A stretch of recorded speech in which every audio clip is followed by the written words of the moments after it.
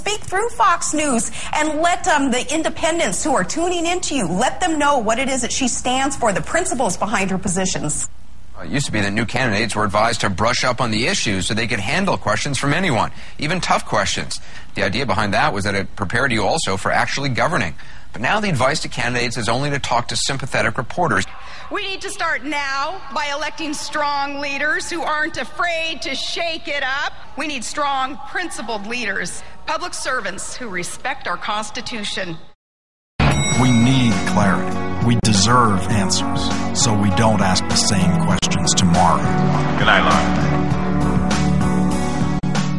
The most unexpected direction that this Alaska Senate race has gone in since the primary is that Joe Miller, who won the Republican primary, Joe Miller has turned out to be a disaster of a candidate. It's taking basically all of the outside Alaska money in the world to make up for the deficiencies he has shown as a candidate.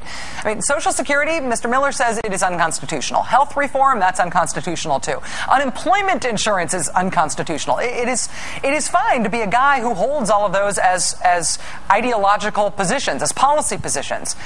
It is also okay to be a guy whose family has received Social Security and Medicaid and unemployment insurance, even farm subsidies. You can be a person who has received all of those things, and you can be a person who thinks all of those things are unconstitutional. It is very difficult to be a candidate who both says those things are unconstitutional or even merely bad, and to also be the guy who has received all of those things. That's hard to explain.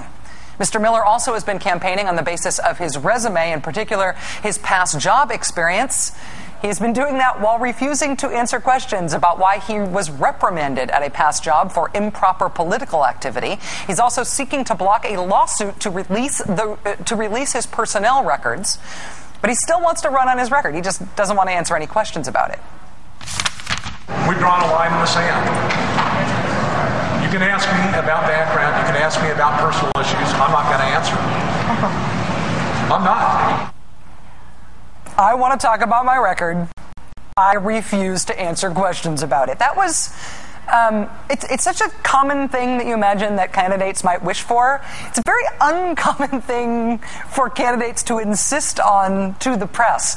And in fact, that was such a strange pronouncement from Joe Miller that a group of 40 Alaska Republicans, many of whom were either current or former members of the state party's Central Committee, Republicans, put out a statement saying, quote, "No electable candidate can seriously pursue public office without implicitly saying to voters, I promise to be ethical, honest, and accountable, and as open and transparent as possible.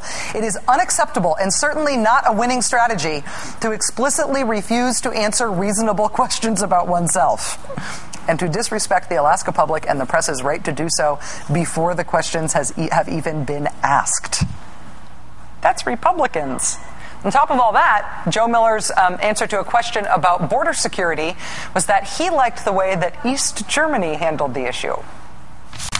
East Germany was very, very able to reduce the flow. Now, obviously, there are other things that were involved, but we have the capacity as a great nation to obviously secure a border. If East Germany could do it, we can do it.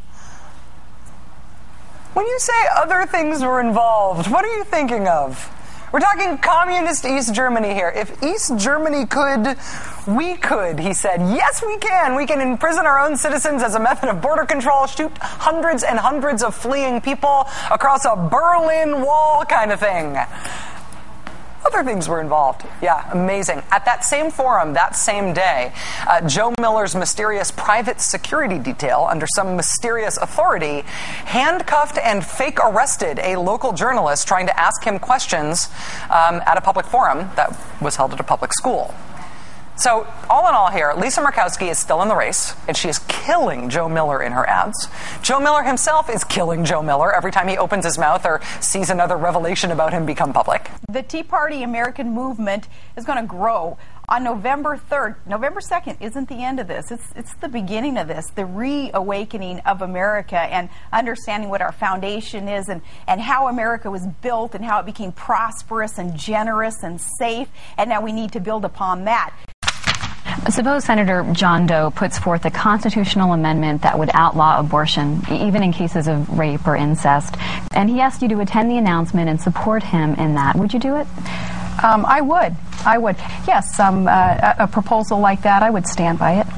Let's be completely clear about the facts here.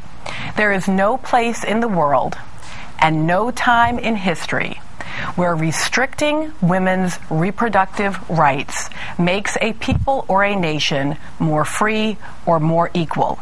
These extreme positions on abortion are, without any question, a war on American girls and women, and the fact that there are women who are both complicit and participatory in it is really neither surprising nor unprecedented.